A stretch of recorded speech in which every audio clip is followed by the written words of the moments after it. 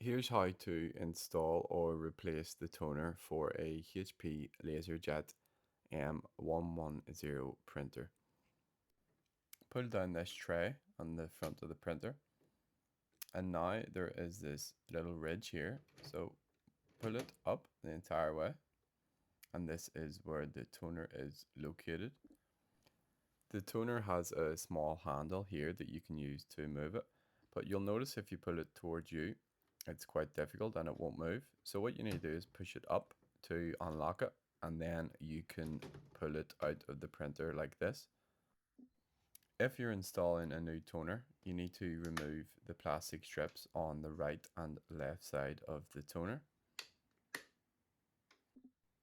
Then if you rotate it to the left, you need to pull this orange ring out completely. This is the protective film that's inside the toner. So give it a good pull and completely remove it.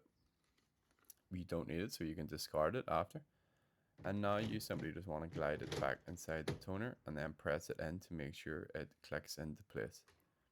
Once you've done that, go ahead and close the lid, and now the toner has been installed. So if you found this video useful, please like and subscribe.